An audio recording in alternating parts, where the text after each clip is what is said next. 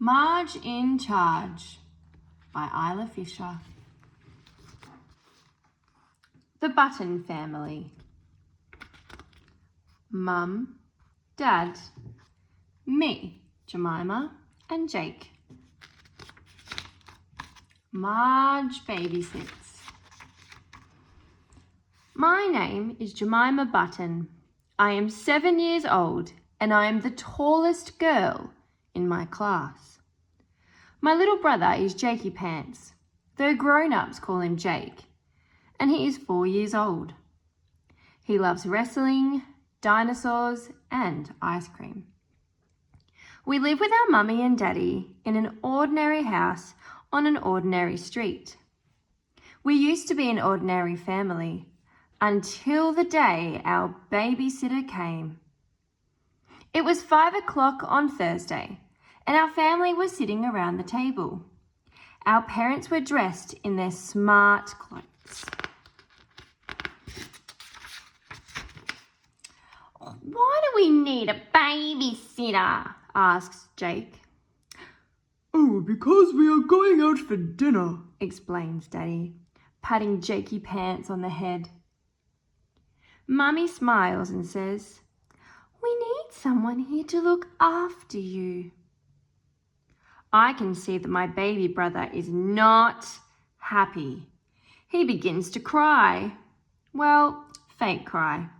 He wails and flails his arms around like a baby penguin on slippery ice. "Do you want to read a story?" asks Daddy, handing Jake his favourite book. "Stupid book," says Jake, and throws it on the ground.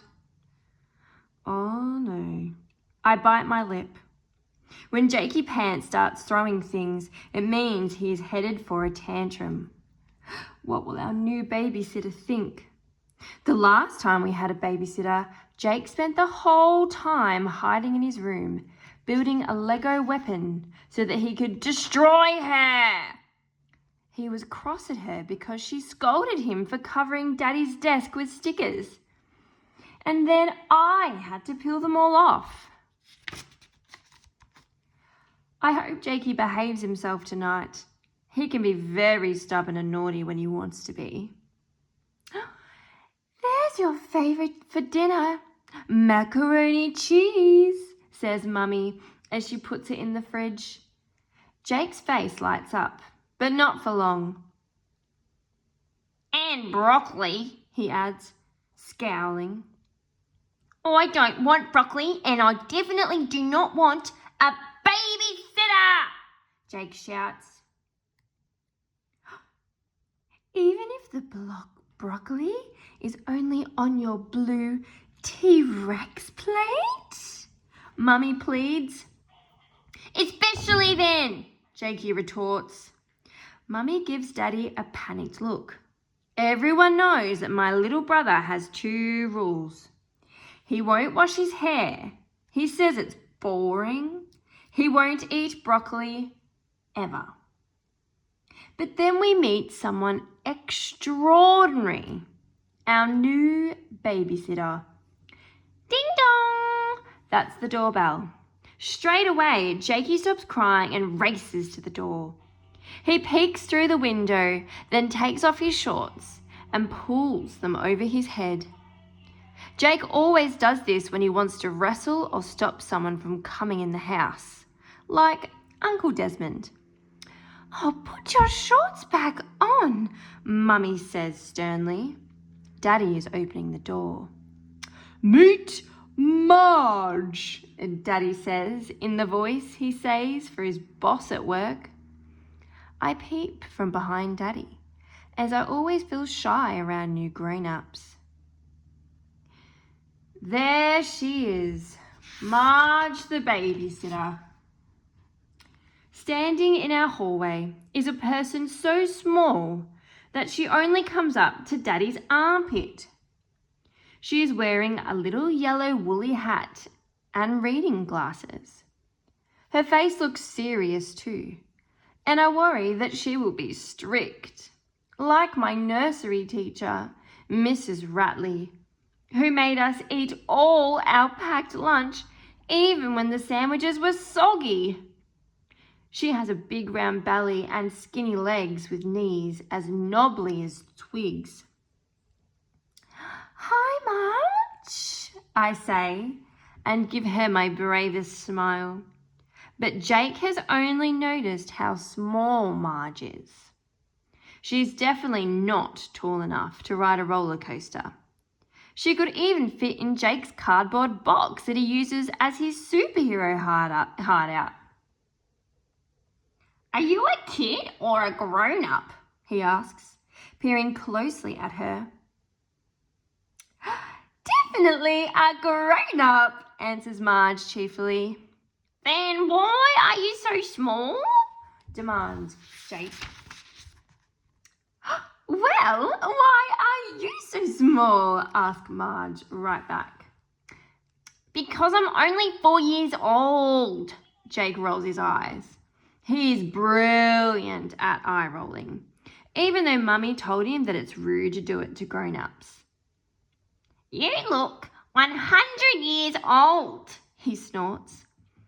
Mummy and Daddy look worried that Marge will be offended, but instead she throws her head back and laughs.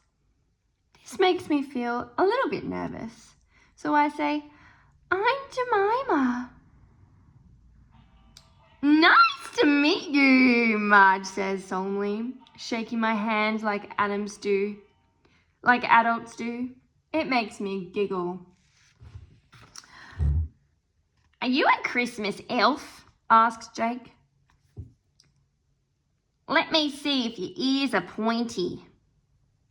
Jake is now peering at the sides of Marge's head. Daddy coughs nervously and steers Jake away from Marge. "The rules are on the fridge," Mummy tells Marge. "If you have any questions, ask Jemima. She's my big girl. We will be back by 8 o'clock. Then she turns to us. "Remember to be polite and say please and thank you when Marge takes care of you." "We will," I promise. I hear Mummy telling Marge that it's very important for Jake to eat all his dinner, especially the broccoli, and wondering if she could possibly try washing his hair. Then she gives Marge the number of her mobile phone for emergencies. Mummy and Daddy both give me a big hug. The butterflies in my belly aren't so fluttery now that we've met Marge. I am very curious about her, but still nervous that my little brother might misbehave.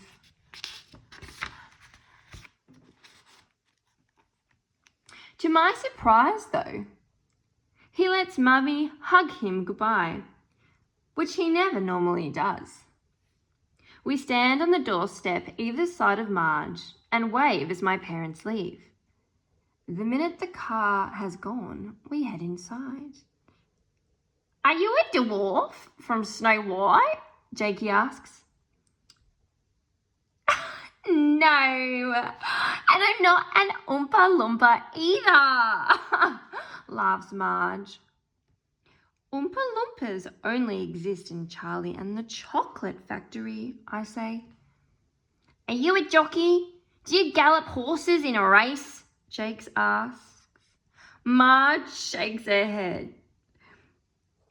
"Did you drive here? How'd your little feet reach the pedals?" asks Jake. I'm sure you can lower the steering wheel," I offer helpfully. "Oh, I actually use a boosted chair," Marge says. Then she leans in secretively. "Being small means I can visit the museum half price." She brags as she takes off her glasses and pea green coat. Then Marge pulls off her hat. Guess what's underneath? Long, colourful hair that falls halfway down her back. Green, blue, orange, red and yellow hair like a waterfall of colour. I wonder if Mummy would let Marge look after us if she saw her crazy hair.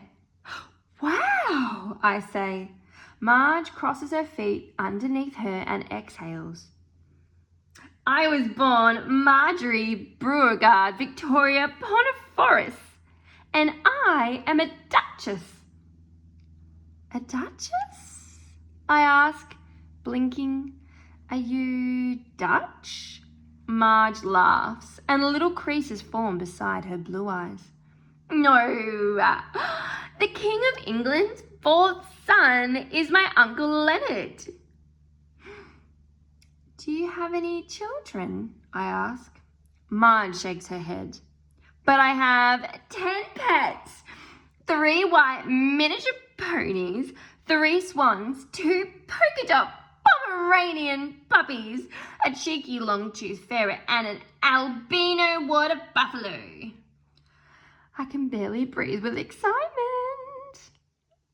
I used to live at the palace, but the royal guards wouldn't allow my pets to sleep in my bed.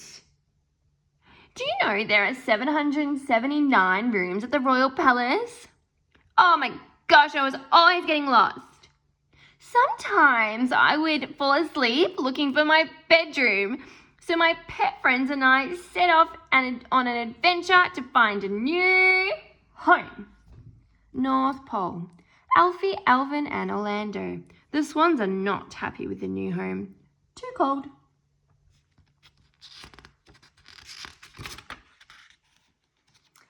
Jakey is behaving really well, and I can tell he's enjoying Marge's story. Have you ever been on a bus? Jakey asks. He's obsessed with buses. Of course, sniffs Marge. I have ridden a double-decker bus, an airport bus, a minibus. Wow! Jakey is really impressed with Marge now. But my favourite mode of transport is the royal coach pulled by 8 Palomian donkeys. I want to ask Marge all sorts of questions about her life. But suddenly she jumps up and says, Now your mummy wants me to read the rules on the fridge. Hop to it. We follow her to the kitchen and Marge reads the list aloud. Dinner is at 5:30. There's macaroni, cheese and broccoli in the fridge. 2. Playtime next, but all toys must be put away afterwards. 3. Bath time is at 6:30. And please try to wash Jake's hair. 4. Bed by 7:30. I would much rather listen to more of Marge's story, but Marge is looking very serious now that she's read Mummy's list. I think we might need to add a few new dinner rules, she says. Jake groans and my stomach sinks. I won't eat broccoli, not now, not ever, says my brother.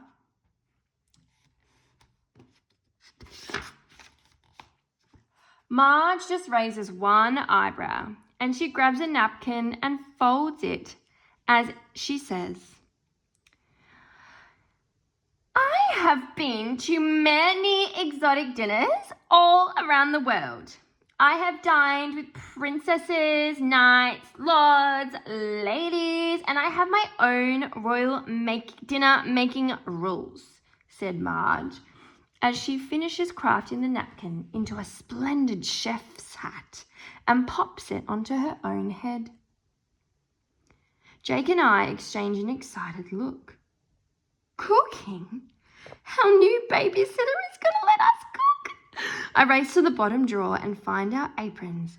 We quickly put them on and tie the bows. Right, let's see, says Chef Marge. Rule 1, prepare the food. Jemima, you will be the chef's helper.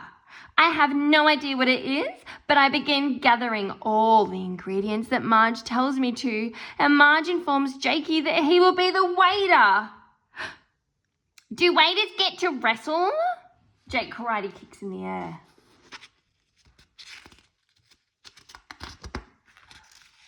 Yes. But first they have to ask the dinner party guests what they want for dinner and write it down in this little pad. She hands a notebook and a silver pen to Jake. But I can't write any words yet, except for my name, Jake sighs. Don't worry, says Marge. I read squiggles. I can even read the handwriting of all my pets. How else do you think we communicate? Wow.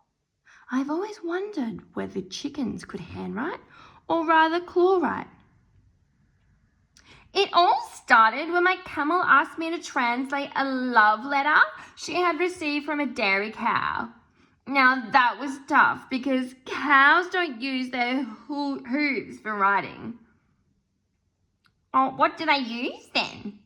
Asks Jake curiously. Their tails, of course, cries Marge. Then she gives Jakey and me a bowl. You know, Prince Leonard won the heart of my aunt with a red velvet birthday cake. Baron Dinkleswitch wasn't pleased, mind you. Jake and I crack 8 eggs into a bowl.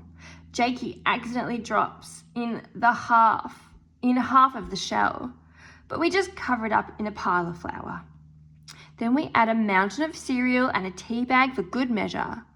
Marge tells us she thinks that we are very creative chefs, but I'm not sure that Mummy would agree with that.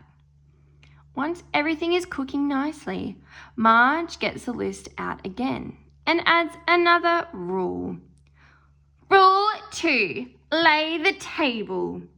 Jake groans, but Marge tells us it's the only way to decide on our guest list for the dinner party. You mean we're inviting guests to eat with us? I ask. Of course, she replies. Dinner should always be a dinner party. And the perfect number for a dinner party is 6. So we decided to include Archie, our pug-nosed puppy dog, but we still only have 4. We lay the table for 6 anyway. And maybe some special guests will surprise us, Marge says. We place 3 plates and 3 forks and knives for every guest, but because Archie can't use cutlery, I give him a pair of chopsticks. What's next on Mummy's list? I ask Marge, hoping she'll have some more extra rules. Marge toots a pretend trumpet. Rule 3, decorate the dining room.